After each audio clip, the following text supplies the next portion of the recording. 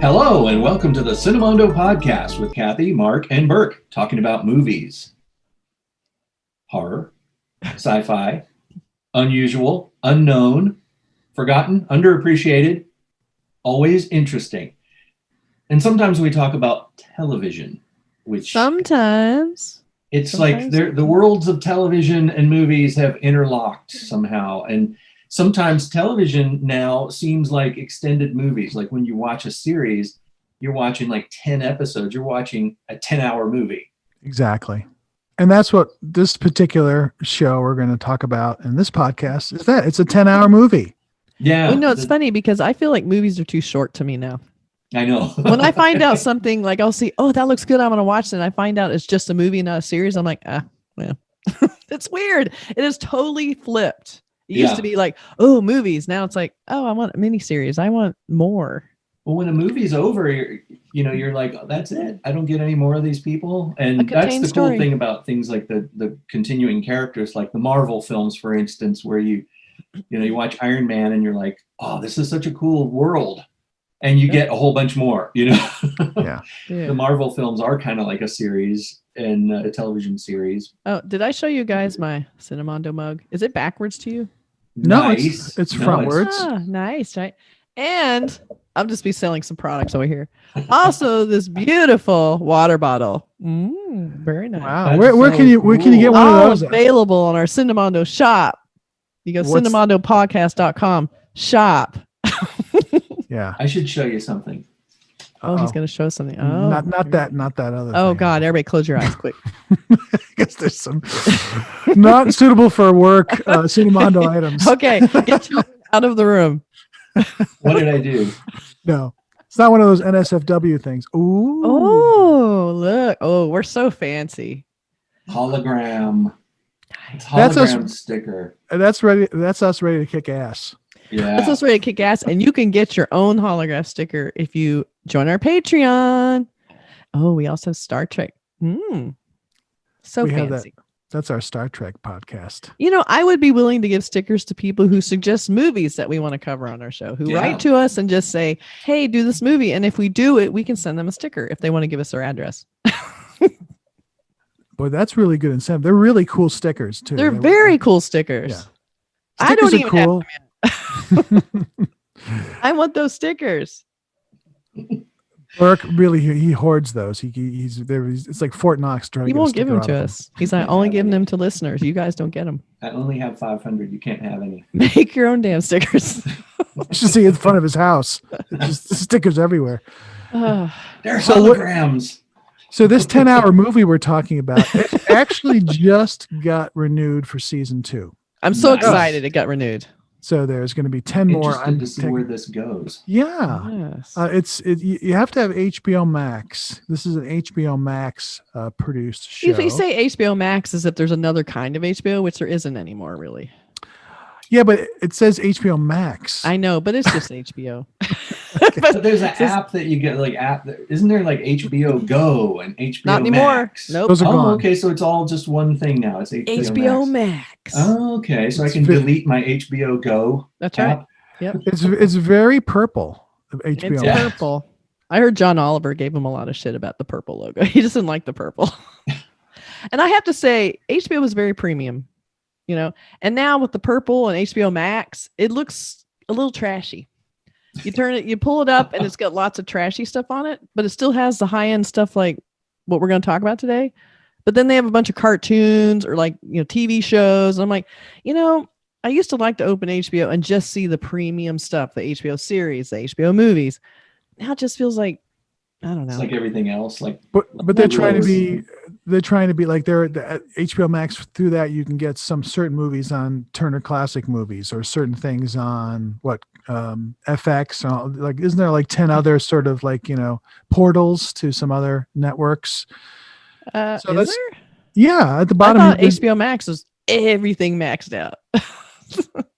Well, no, you can go down there and there's stuff for like the DC network. You can watch all the DC shows. You can watch the TCM, some classic movies. There's about 10 different networks, Cartoon Network, I think, or Adult Swim or something. Anyway. See a bunch of trash. So it's just kind of just this weird sort of mix of everything, which is kind of interesting. I just focus on the premium stuff. I want the premium. I don't care about want the anything trash. else. Yeah, exactly. We're So this premium is only. premium, what we're talking about. Yeah.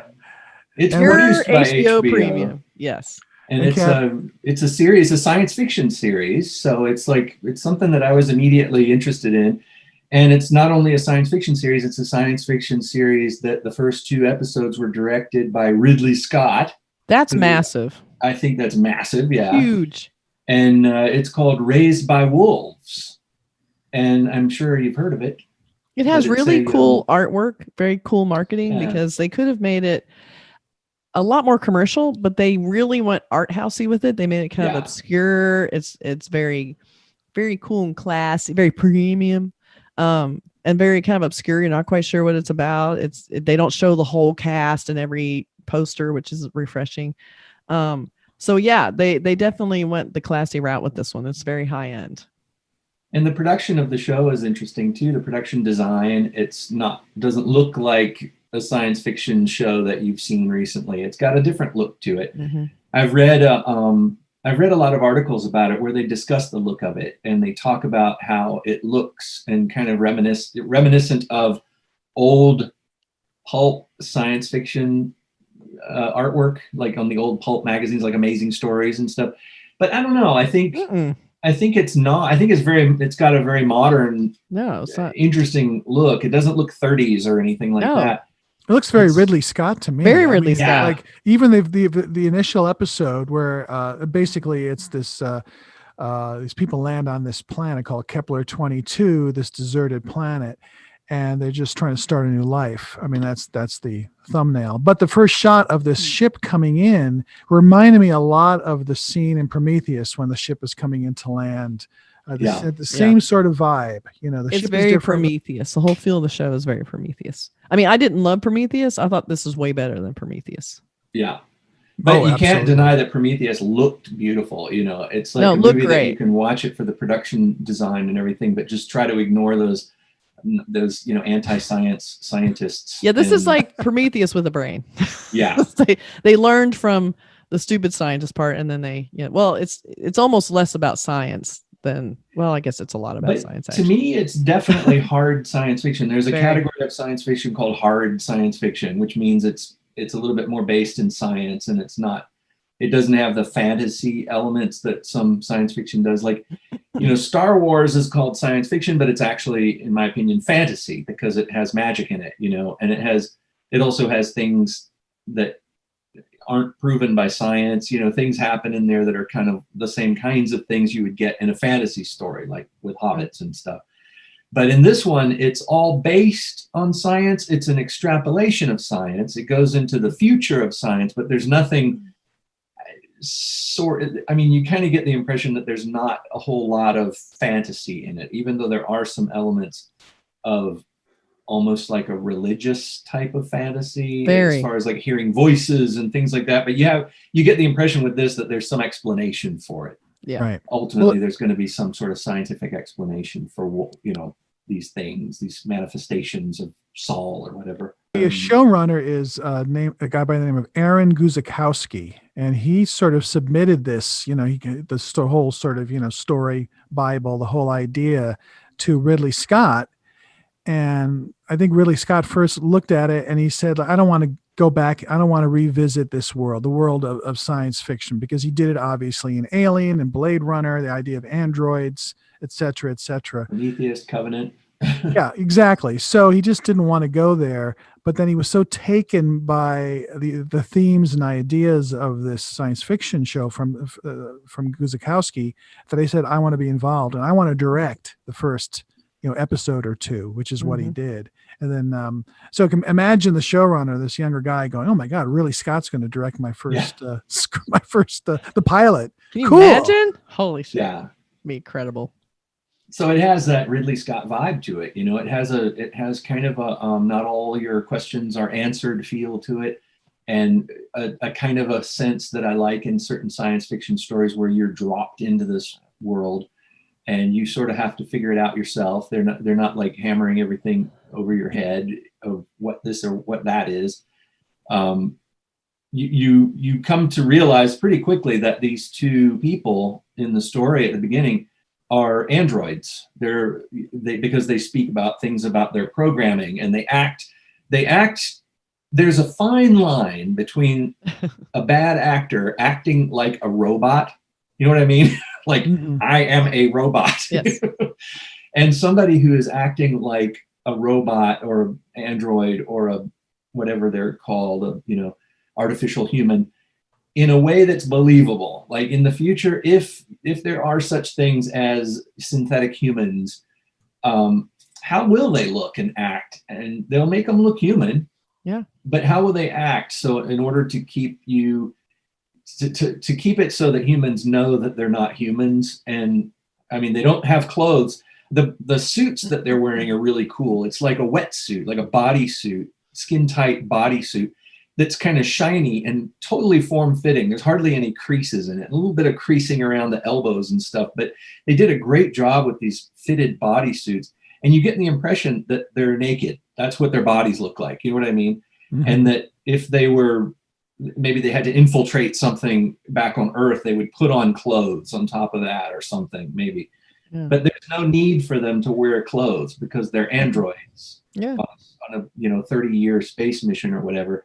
So they just have their plastic bodies, and their heads look like human heads, and their hands, but only so that they can relate to humans, I imagine, so that they can convey emotions through expressions in certain ways for certain purposes. Aren't they kind of a hybrid a little bit? Like there is a biological element to them. Like they have biological parts in a way. There's pieces, like there's scenes where they pull out like this kind of goopy thing that's kind of the heart of the android.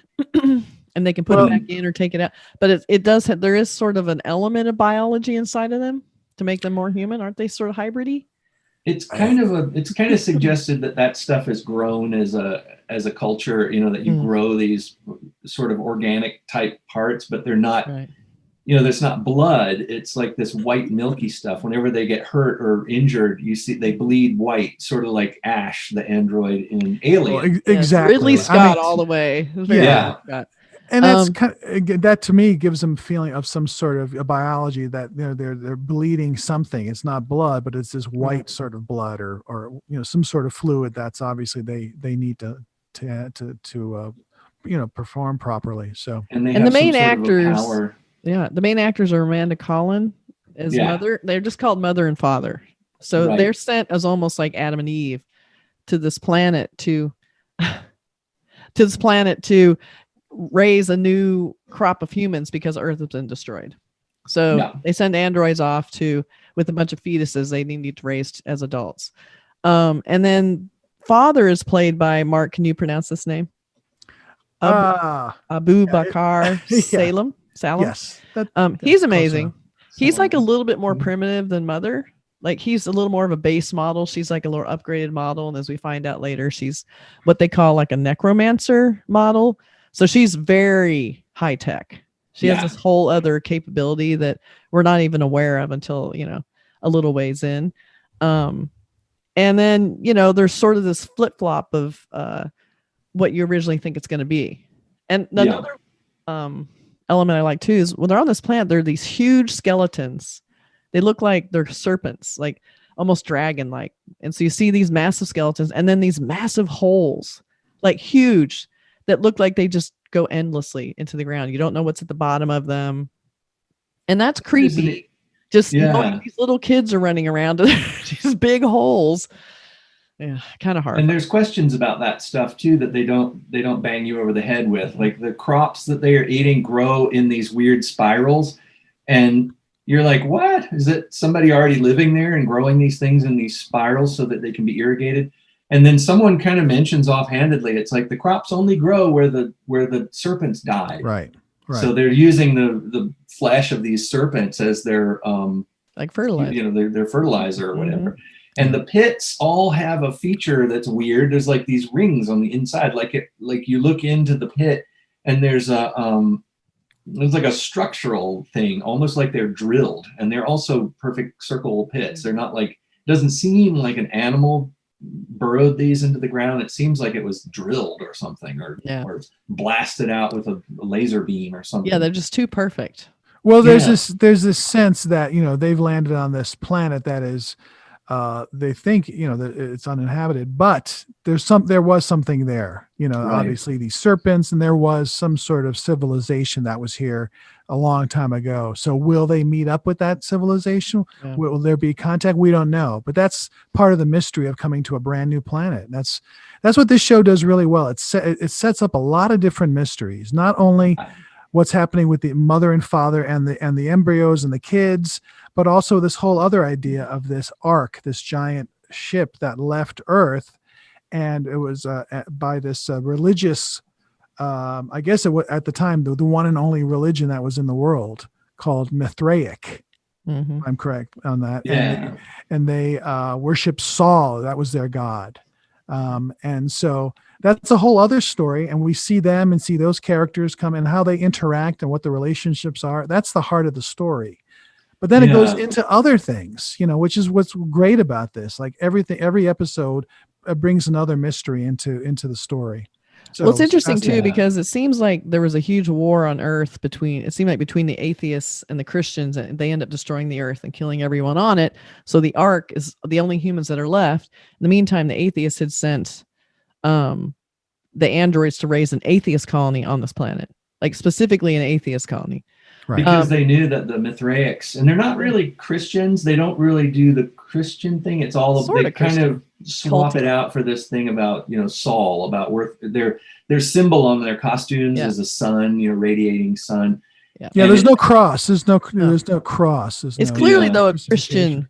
It's like a Christian religion though. Like, I mean, well, Christian. I feel like they were just replacing the word God with soul and the cross with the sun. I mean, that it's extreme, but you know, they're all praying, they're all asking soul for things. But I think there's something else coming with that, as far as when they talk about their holy scripture and all that, they quote it every once in a while in the story. The Mithraics will have these little quotes of their scripture, and it seems like did the world really go? I mean, are we really that far into the future where a whole new religion could appear that would literally replace all other religions and start this holy war, this jihad, and end up destroying the world in the name of this religion? Or and you kind of get the impression that they were the bad guy. I mean, they were the one, not, you know, good or bad guys, but they were the antagonists who had more weapons, because the atheists lose the war, apparently, because the Mithraics are able to send away this ark. You know, they're able to escape. You know, they're able to they put all their people on this giant spaceship along with a bunch of children, and they thought there were no atheists left, apparently, and there were some necromancer. Yeah, the necromancers android. Are the, right. But the necromancers are the Mithraics, right? And then you find out in a later episode that Mother had been a necromancer for the Mithraics that was reprogrammed by this guy. Well, that's what I liked, is that the big weapon the Christians had, atheists and appropriated and turned into an atheist android, but she still had the weapon capabilities.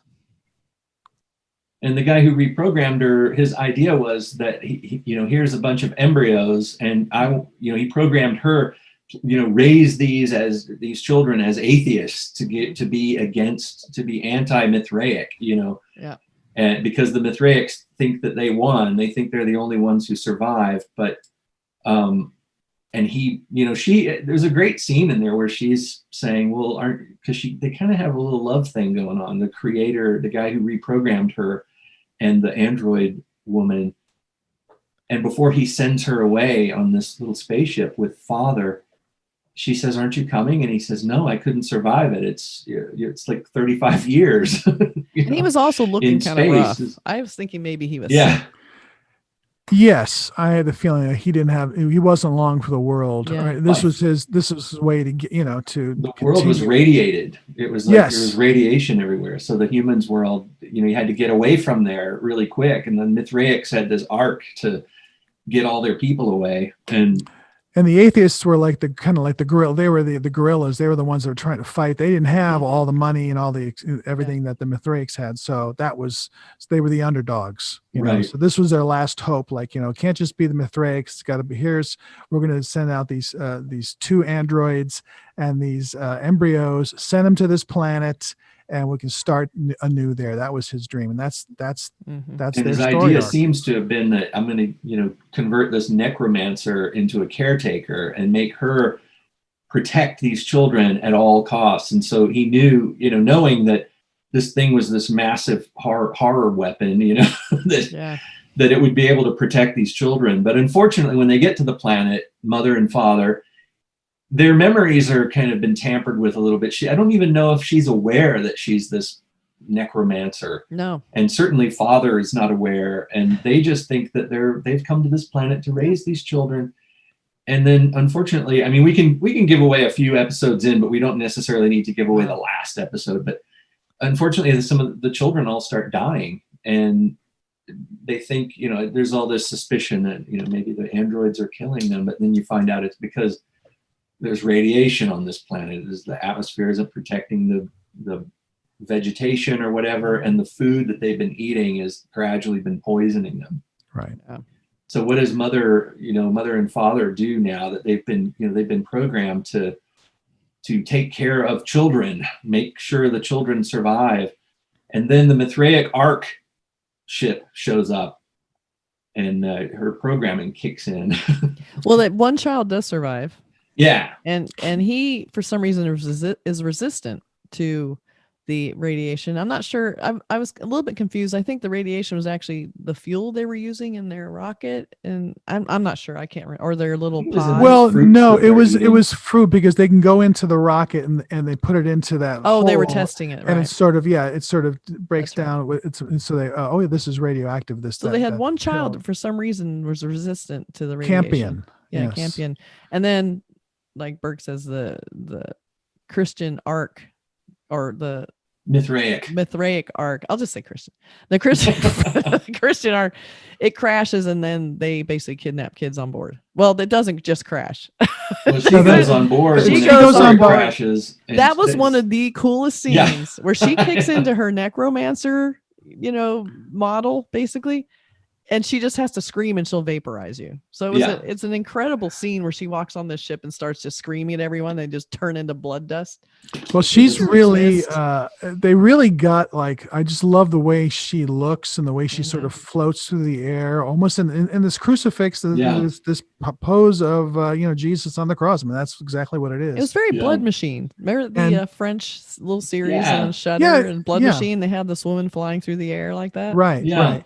But also, you know, the sound of her scream, like, you know, if you hear that over the mountains, you know, she's coming towards you, that's scary. You know, it was very intimidating.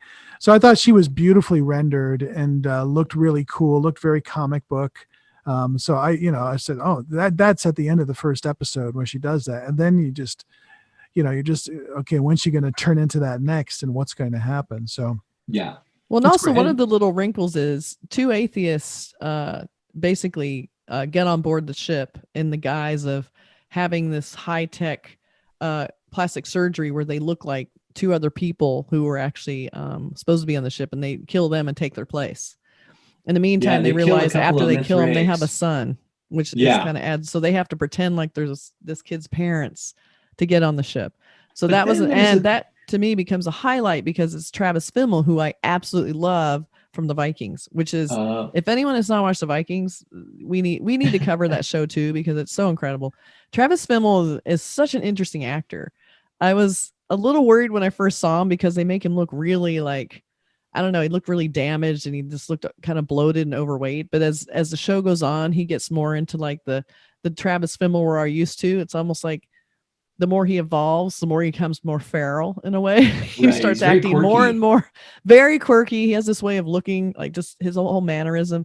So to me, the show really got kicked into high gear because that actor is so interesting. And he has such a fascinating arc of becoming the atheist who lands with all these Christians and then kind of starts doubting that there isn't something else because the planet's messing with his head. So that was really cool. And his wife, who played by the Irish actress, and I'm going to really butcher her first name, Niamh Algar, Niamh. Mhm. But she's really good too, as sort of like, Yeah. this doctor who's really kind of the voice of reason through this. She's the one that you sort of connect with the most, at least to me, as like the character, like, if I'm in this situation, this is what I'm trying to do to survive. So it was interesting how his character starts turning as the show goes on into something else. Yeah. And she has to sort of realize, oh my God, what is my husband turning into? So there's And a real great drama there. Yeah. Yeah. And the interesting thing too, like Kathy was saying, they discover after they take the identities of these people that they killed and get on the ark, they discover that they have a son, that the people that they killed have a son. So suddenly now they have a son. And the reason that works in the context of the story is that when you get on the ark, I think they say, I can't remember now, but I think it was like 35 years or something to take this trip to Kepler, the planet that they go to. And the way they do it is they put people asleep, like you've seen in Alien and other Ridley Scott movies. They put people in this sort of hypersleep. But I think I've read this in other science fiction books, there's an explanation for the idea that you would need to keep your brain occupied somehow to avoid having brain damage, or to have your brain inactive for 35 years. They put people into this virtual world.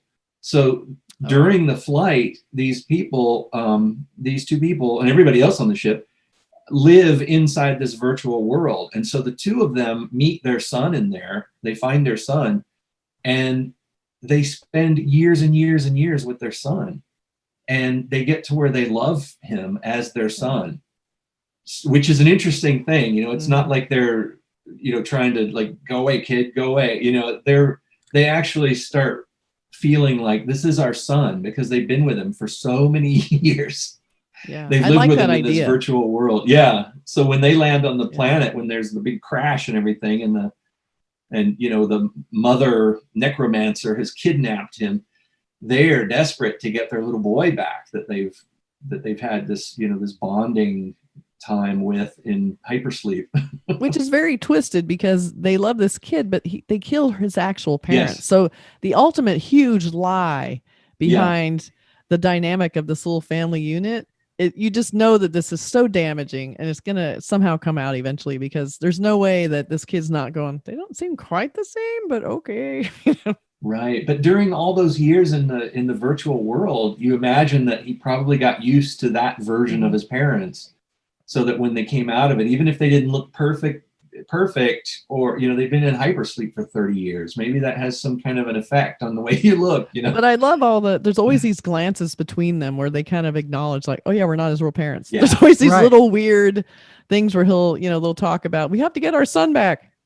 Yeah, right. Yeah, our son. We have to get him back. It's like so. Because they have to remind us, because you start thinking of these. That's actually because they really love him. But there was a moment I really liked where the original actors who play these original characters, the original atheists who want to stow away on board the Ark, when they get their plastic surgery and they pull the bandages off and they see themselves for the first time. I love that she starts crying because she's like, this is me now. Like, it's just, you would look at yourself and you're not you anymore. And it would be really emotionally like devastating to all of a sudden be like, oh my God, this is it. This is me. And this is permanent. And it's not like she's ugly. It's just, I love that idea that her identity in a way is completely altered and she's having an emotional reaction to it. That was a nice little touch. And she's also looking at her husband, who is now a totally different man. And I'm married to this man, And he literally looks like a person that she murdered. Right. Exactly. There's a lot of levels of depth to this thing. And there's also, as with a lot of science fiction, I'm thinking Dune and Star Wars, science fiction and fantasy type thing. There's an element of prophecy involved in this too, because there's the Mithraics have this interesting religion that is gradually revealed. The tenets of this religion are sort of gradually revealed as the series progresses. And one of the things that's a part of their prophecy is that their savior is going to be this orphan, and an orphan boy. And so the couple who have taken on this identity of the people that they killed and taken on their child, they know that their little boy is an orphan, but the little boy doesn't know that he's an orphan. So the dad starts thinking, as he starts going mad, he starts kind of losing his mind a little bit. He starts, I think, realizing or thinking that his son is the savior because he's an orphan, but he can't tell his son, listen, you're an orphan because I killed your father. Right. Exactly. Right. It's so well thought out, all these different, and I mean, going to what you're saying about sort of the prophecy, but a lot of this has this sort of religious overtones. Even, like I look at mother and father as sort of like they're kind of like Adam and Eve, if you want to think of it that way, and sort of this Garden of Eden. Serpents in the Garden of Eden. I mean, it's all really. sort of there, And the fruits that they eat from the trees, they eat the fruits, and it causes them, banishment from the garden. Right. And I also think it's interesting how the androids start becoming more emotional. Yeah. It's like they originally come down, we're programmed, we have this mission, and that's all there is to it. And then she finds a pod where she can plug in, she can kind of jack in and see her previous files, like her memory files. And so she starts doing that. And so she starts discovering this other memory of herself. And then that causes some friction with father, because he's like, it starts becoming like this bickering couple. Where have you been? What are you doing? Right. What's happening? And they get very emotional, but they're still sort of justifying everything with this sort of, well, this is the logical thing I need to do is, I have to do this. But then they're, in a way, their justification for doing something emotional.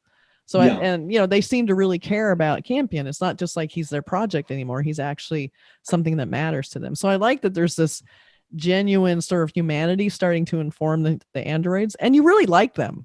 I mean, they make it cute. Like the father has like this weird sense of humor. He tells these super corny dad jokes, Right. and you can tell she's sick of it, but Campion loves it, it makes him very adorable in a way. You really care about him, and the fact that he's a little more primitive than her, it makes you feel kind of sorry for him because he's not quite up to her level, because he's a whole different kind of android. I thought that was really interesting to see that. I liked that little weird dynamic they kind of threw in there. It was pretty Mother is kind of edgy. She's not, she's a very protective mother, but there's also another level to her character where every once in a while she'll have this emotional outburst. Like there was one point early in the series where Campion says something and she's like, "You're lying to me," and she gets really angry with him or something, and you're like, whoa. When she does that screamy, and then you've seen her like vaporizing people. So when she starts yelling like "no," you're just like, "Oh god." Yeah. And the actress who plays Mother is she sort of carries the show. She carries the show with her quirky performance of this character. You really like her, but she's scary, and she's also inhuman. She's not a human character, which is interesting. The actress, I don't know, with a part like this, I don't know how they do it really, when they really consistently figure out a way to play a non-human character in a way that really, she's so consistent with it. I imagine that I haven't seen an interview with the actress, but I kind of don't want to watch it because I know that she'll be laughing and talking like a normal person. And, but in this story in Raised by Wolves, she has an affectation to her character where she speaks in a way that's like, yes, I do. And it's this, it's not like I am a robot kind of a performance. It's definitely a well thought out performance of a synthetic human. Like and it's not like the, the C-3PO kind of android types that we're used to that are kind of funny and like, "Oh, that is not in my programming, sir." She's not like that. She is the way a human being would program a humanoid android. You know what I mean? I think there was a lot of work that she did on her character definitely. with the creators of this show, Yeah. and father too as well. Both of them. Well, they're very, they're androids, but you really care for these characters. I mean, I think, they're the two most human characters in many ways. I mean, the most fleshed out characters. Especially father. You care about them. Well, you care about him because he's so genuine and so wants to help, and he's so sort of like, I don't understand, or all I'm here to do is care for these children, and I'm trying to help you and trying to get food and trying to protect. He doesn't have the scary part. No, he doesn't have the scary, but the running through the, running all over the camp and running into the, doing all these things, going into the creepy woods. I mean, this planet has all kinds of weird places. Yeah. And there's all kinds of other scary apparitions and things happening, and there's monsters or creatures, not monsters, but creatures. Yeah. So it's just fascinating that you care about them and they care about the kids. And then there's all the Mithraics come, and they're a danger, and they have weapons, and they are fanatical in many ways. So there's so much going on here, and I'd love to talk about the ending, but we won't, because there's so many cool things. But it really is a fascinating show because they thought it out. I'm trying to think, where's the fault here? What's not working in this story? Yeah. But for 10 episodes, I think it's sort of ramped up. The first couple were there was a great first episode. Then it was a little slow burn for me. And then around episode 4 or 5, it really kicked into high gear for me. And then the rest was just really like gripping stuff. So, which is I was a little worried. The characters. I was a little worried by the first episode because I thought it was going to turn into sort of man of science, man of faith. Right. I was a little worried it was going to, and they made the atheists seem like they were kind of the bad guys that, that they're the ones that, caused all the destruction, and that they're unemotional, and they're, just, there was this sort of weird, very strict, like, no faith here, get rid of those necklaces. No, we can't have it. Like, it became very strict. And I thought, if this is going to be about how the poor, Mithraics are being inhibited by these horrible atheists, like, I was just afraid it was going to turn into this, like, anti-atheist thing. I never thought it was going to be that, because I just thought it was too smart to go that way. It would have, there's a lot of gray there. So I never felt that. I felt, okay, I don't think it's going to go, atheists are bad, religious people are good. I just never thought it would go there. I wouldn't watch it. It flipped back and forth a little bit, I thought. I mean, I'm glad they didn't ultimately end up there as much, because there's a lot of flipping around that you're not sure really who the villains are, and nobody is all good and nobody's all bad. But it just worried me when the show became about atheists and spiritual people. And so I got a little worried that it was going to be one of those messaging kind of movies. But fortunately, they moved away from that a little bit, and none of the answers are super clear on, why Travis Fimmel is sort of suddenly sort of going down the rabbit hole of, religion, and his wife kind of like, what is happening? What are these these voices in his head? What is he hearing? What is that? We don't know. And it does seem to be acting in his favor, which is weird. So you're not really sure. So you're like, wow, we're going to pretend like this is real now. Like, it just seemed like too smart to be that. But then I feel like this is legitimately, if you're talking about the end of the world, it does seem like it would end up being something like this. It would be some sort of religious war in a way. You can almost see it happening already. It did seem prophetic in a way. I hope not. Well, it's kind of, it's got a little, whereas I think everything that calls itself science fiction has some influence of Dune. Dune is sort of like the touchstone of so much science fiction. And this one is in a little bit, I mean, not just the sandworms looking like these serpents and all, but there's that whole, the Bene Gesserit and all that, they're huge millennial motives that they have, and you get the impression that the Mithraic are this religious order that wants to control the world, and the atheists, it was like the atheists versus the Mithraics, and they need to be wiped out. And everybody needs to be a Mithraic, right? And that's an idea that's gone through science fiction a lot, and then the oppressive ideas that happen because of these rules-based cultures that have these manifestos that are based on supernatural rules and ancient texts, and don't really have much context in the relevance or context in the modern world. Because these people, one of the things I kind of like about this is the way that these people are this sort of archaic idea of an old evangelical type religion where it's almost an old fashioned kind of a religion where they have all these rituals and they repeat the prayers and they have the things that they do. And yet they have spaceships and they have all this future technology and they're, walking around on another planet. That's cool. I think I love that little bit of weirdness to that, because it's like they've brought this kind of old, religion isn't old fashioned. There's religious people now, of course, but religion is inherently based on oldness, an old thing. And supernatural. It's based on an ancient thing, an ancient supernatural mythology or whatever. And the idea of that existing in a futuristic modern world with androids and spaceships and people going to other planets is always kind of fascinating. Yeah. I was afraid they were going to go lost, like where Lost was sort of about, science versus faith. And at the end, we all end up in this church with all the denominations, and it was just so horrifically terrible. And I'm like, I hope we're not going where Lost went, and we didn't. Unfortunately, we did not. So I was a little worried about that because it felt very familiar, and I was very afraid of there was going to be some, terrible. And as you watch Lost ending.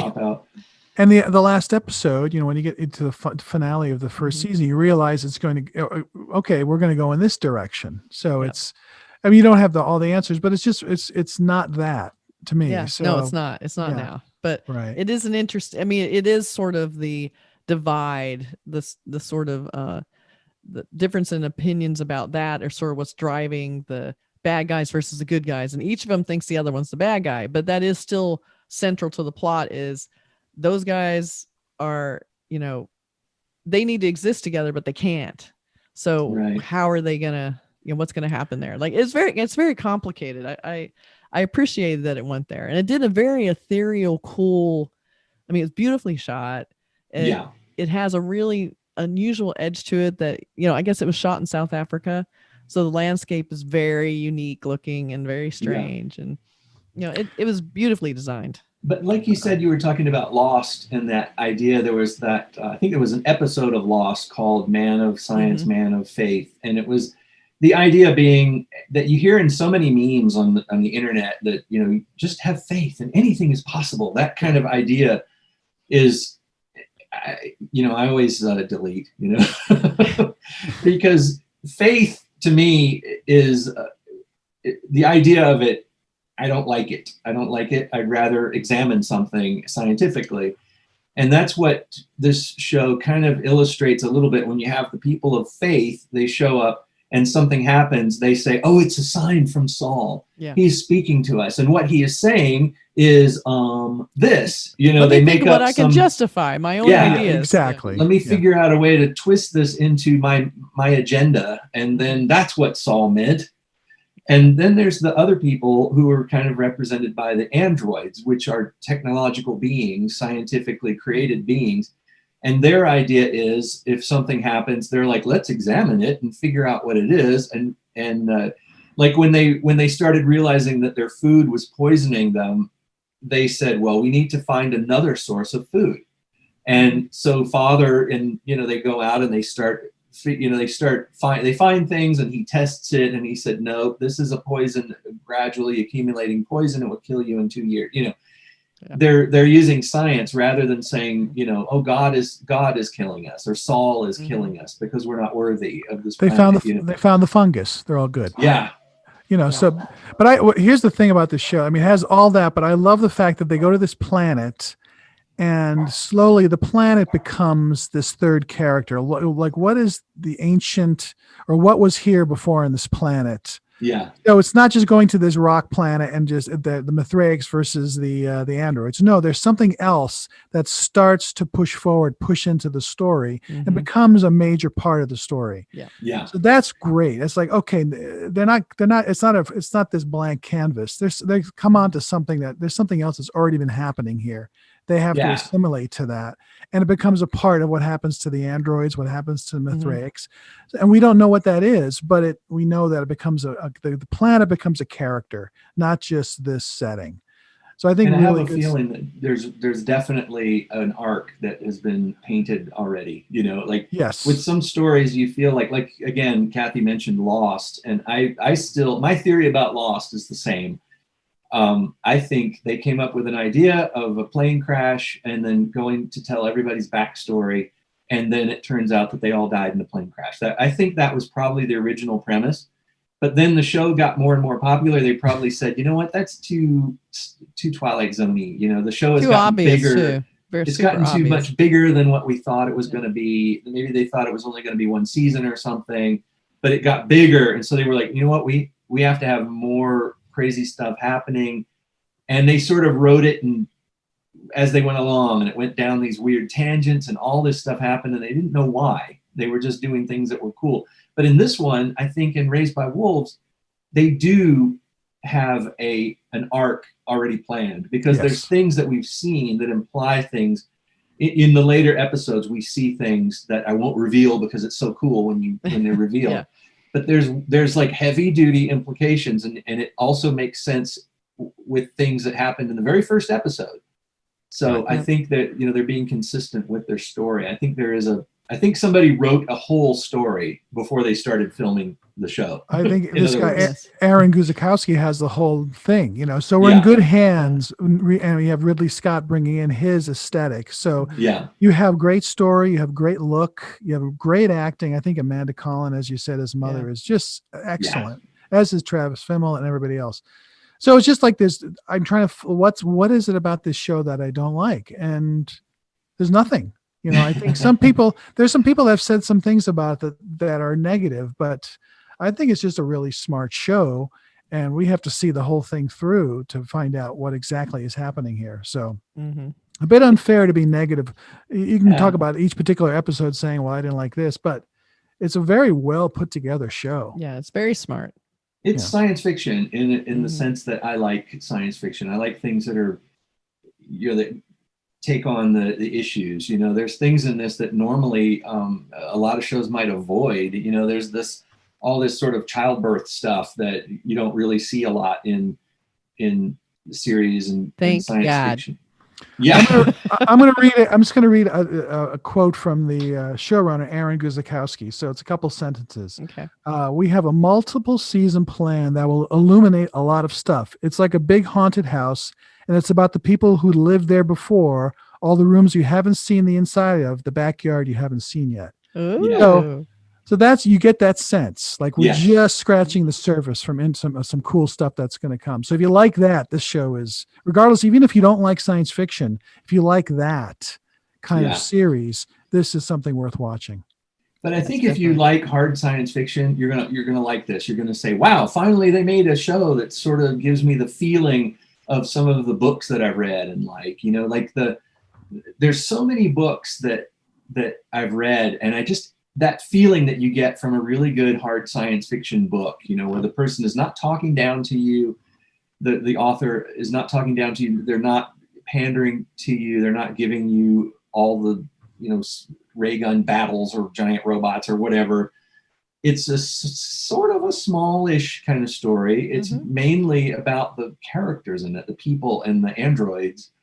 And yet it takes place in this sort of an epic environment that involves science. It involves the understanding and the uncovering and the revealing of scientific things that are happening that are based in science. And it couldn't really be, how we say some story is a science fiction story, it's like not really science fiction if you could take it and set it in the Old West, and it would still be exactly the same, but in Old West costumes.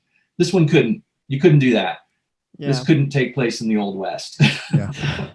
Well, I think partly what I like about it is hard science fiction, but it's also very character driven. And I also like how and you think about it, here are these two factions landing on a planet where they can lay claim to it, basically, which is the whole idea that humanity is going to, have a resurgence we're going to have a new start. It'll be brand new. And each faction has their own reasons for why they think it should be their way. And every little hint from in the planet and the environment that they can get, they try and claim it. Like this is why we're going to succeed, or this is why you're going to lose. And I like this weird back and forth of, think about your world building. It's almost like, doing the startup, they're having to start from the very beginnings of humanity again. So what do? Well, do you make it religious? Do you make it science? I mean, they don't really have any. I mean, the spaceship crashed, so they have no real hardware to use. They have to start from scratch, like primitive man in a way. So I like that they have this clash, this ongoing clash on like who would be right and who should be the one who starts humanity over again, so we don't make the same mistakes. And I like that idea that that's the atheist whole point, was like, we don't want this to happen again, so we're going to start this ourselves here on this other planet, and we won't have this religious war because we will not raise anyone with religion here. This is the mission. Right. Yeah. So I love that idea.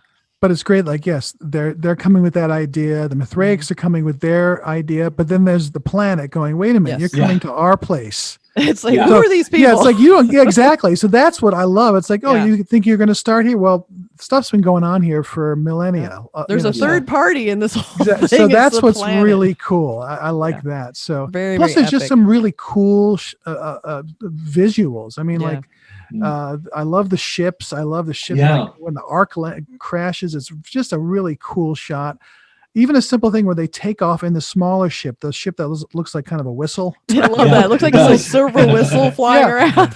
But there's the shot where the father is taking off, and it's just a great shot through sort of the screen. And it's just like that you don't really see that too much in these. You just see the ship taking off from the ground, but you don't really see it taking off and seeing what the pilot is seeing. It's just kind of really well thought out shots that are very visual and cool. Just for cool factor, it's really, it works. So and I do feel like the actor who plays father, I'll try and mangle his name again, Abubakar Salim, I think. Salim. That's cool. I really feel like he deserves extra promise, because it's hard next to Amanda Collin, because she was so, her hair is bright red and she looked really radical and punk rock, and she's so intense, like in her whole performance.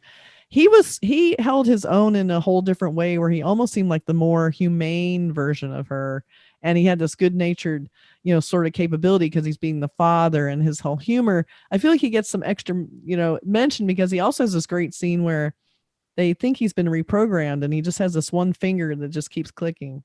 Yeah. And I love that he has to walk around like he's a different android, but he's still the same android. But is the new android in there? Is the old android? So he had a really complex, more understated performance, which I think you could easily get lost in the soup, the clear focus being on mother, right. So I thought, he deserved a little extra mention, because his job was a lot harder, but he was really fantastic, I thought. Yeah. And his character is really like this lovable father, he's like the ultimate father, like programmed to be a father to these kids. He's teaching them things. He's very patient with them, and he takes them out.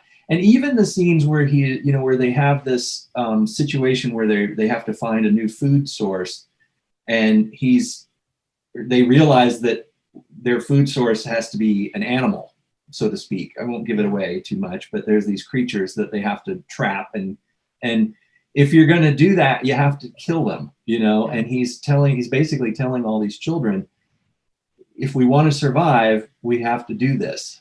And it was a pretty intense scene where he's kind of teaching these kids how to kill something. And I like that they didn't want to do that. Like Campion did not want to kill animals to survive. He just nope, I'm going to find something else. And I like that there was also that dynamic of people who want to eat meat and people who don't want to eat meat. And then they had the whole, Paul, the son of the, Travis Fimmel and his wife, the imposters or whatever. He had a pet mouse that he was given, and you could imagine I was stressing out that whole time. Yeah. Every time someone was holding it. Here's a Kathy stressing. So here's this little white mouse who's like this little symbol of purity and like nature that they brought with them to the planet. Earth.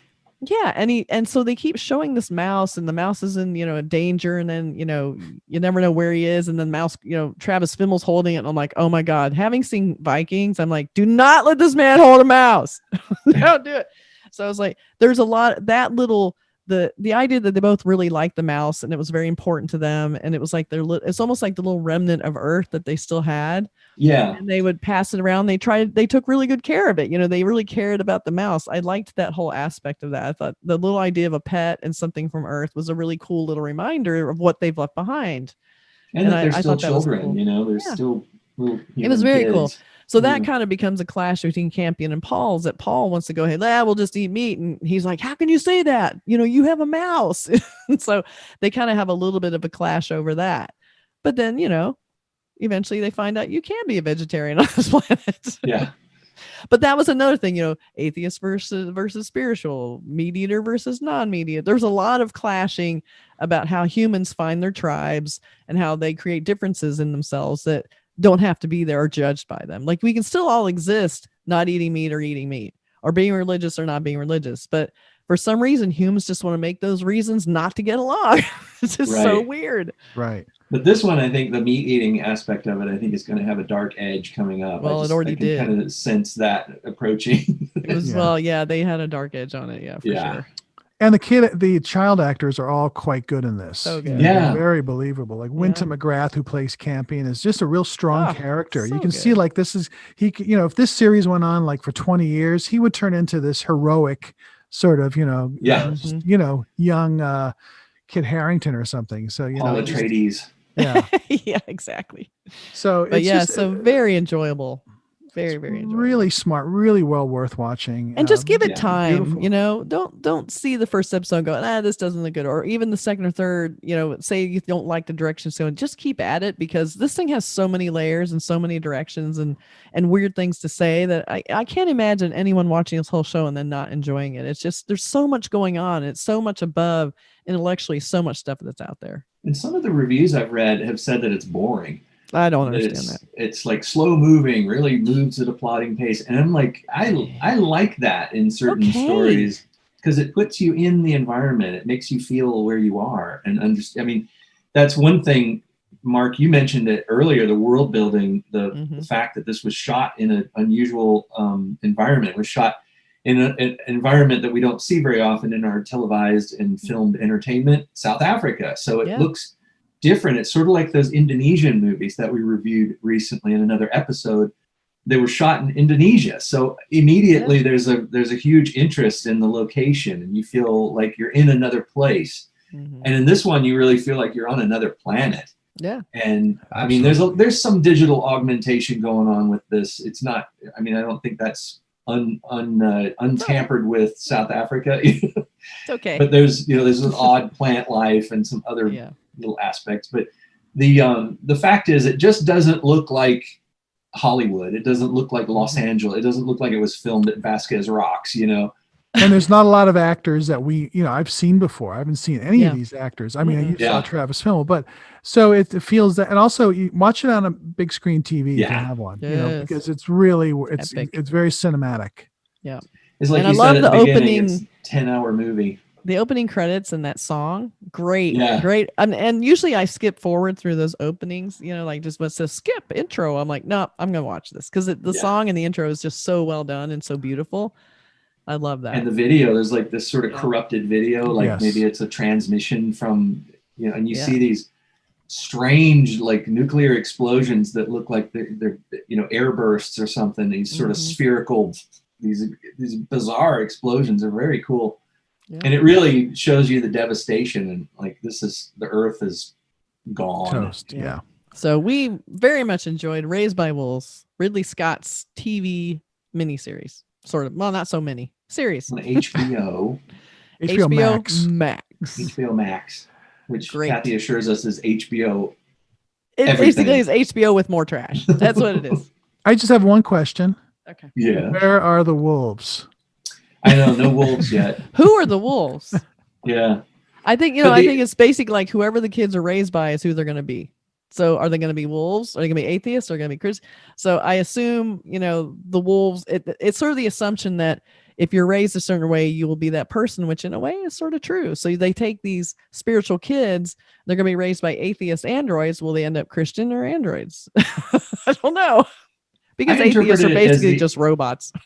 My interpretation of the title was that, when you normally raised by wolves means a sort of Tarzan situation where you've got Tarzan out in the jungle being raised by the apes or whatever. Yeah. But there's always stories about little children who are lost in the wilderness who get raised by wolves. Like the wolves take them in as part of their pack, and the kids then grow up to have behaviors like wolves. Right. but the wolves nurture them and take care of them, and then the kids have a hard time adapting back to human society. That's sort of the normal meaning. There's a lot of stories like that in the old days where there was stories of kids being raised by wolves, Nature or nurture, what's it going to be? Yeah. The idea of like, you become whatever it is that raises you, you right. become that. What are you going to be? Yeah, but where are the I wolves? say. No. Yeah. We're wolves. I love one wolves. Wolf. I would be happy to be a wolf. It would be cool. All right. So you can find us on the internets and hear and see all of our little social medias about this Raised by Wolves, because we will be posting about it. Cinemondopodcast.com. Yeah, Facebook and you can message us at hashtag Cinemondo Pod on Twitter. I'm on there all the time. Every day we're putting stuff on social media, whether it's about a current episode or movies that we just happen to take a flyer on and watch and say, hey, this might be worth checking out. Mm-hmm. So we're always doing stuff, not just promoting our podcast, but just putting stuff out there that we never have a time to talk about. So check it out. And all the social media stuff, we're there always constantly updating it and working on it and adding on the fun video stuff to come. So, keep checking in. And write reviews. Write us a good review, because it really is the currency of podcasts. So if you have time and you like this podcast, put a review out there on iTunes. We love it. We love you for doing that. We love you. We love you. We like nice reviews, though. You're our wolf pack. Just to be clear. We would never get a not nice review, is that, or would we? That's right. We only want nice reviews. Be nice. Be nice, people. It's a hard world. Be nice. Please. Okay.